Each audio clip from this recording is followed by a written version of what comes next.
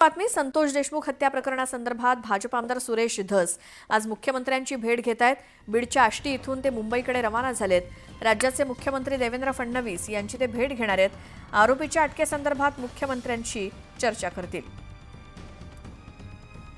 सुरेश धस हे आता बीडमधनं मुंबईकडे रवाना झालेत। मुख्यमंत्री देवेंद्र फडणवीस यांची भेट घेण्यासाठी संतोष देशमुख हत्या प्रकरणामध्ये भाजपचे आमदार सुरेश धस मुख्यमंत्र्यांची भेट घेऊन आरोपीच्या अटकेसंदर्भात ते मागणी करणार आहेत आणि त्यासाठी बीडच्या आष्टीमधनं ते मुंबईकडे रवाना झालेत।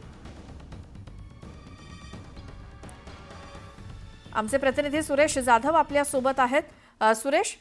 सुरेश धस आता मुंबईकडे निघालेत मुख्यमंत्र्यांची भेट घेण्यासाठी, त्याबद्दल काय माहिती?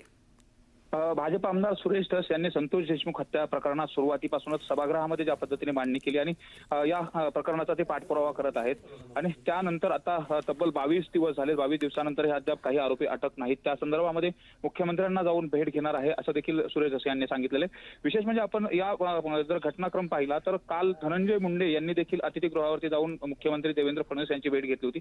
त्या अगोदरच बघितलं तर प्राजक्ता माळी यांनी देखील त्या पद्धतीने सुरेश धसांचं जे वक्तव्य होतं त्या वक्तव्याच्या अनुषंगाने त्यांनी भेट घेतली होती आणि आता या दोन्ही भेटीनंतर आता सुरेश धस हे मुख्यमंत्र्यांच्या भेटीला जात आहेत। त्याबरोबर सीआयडीचा जो काही तपास सुरू आहे त्या संदर्भात आणि बीड जिल्ह्यातील सुरेश धस यांनी जे काही अवैध धंदे आहेत त्यामध्ये वाळू असेल, राख असेल, त्याचबरोबर कायदा सुव्यवस्था, पवनचक्की असे अनेक प्रश्न जे माध्यमासमोर देखील मांडले होते, अधिवेशनात देखील मांडले होते आणि त्याच अनुषंगाने ही भेट महत्वाची समजली जात आहे।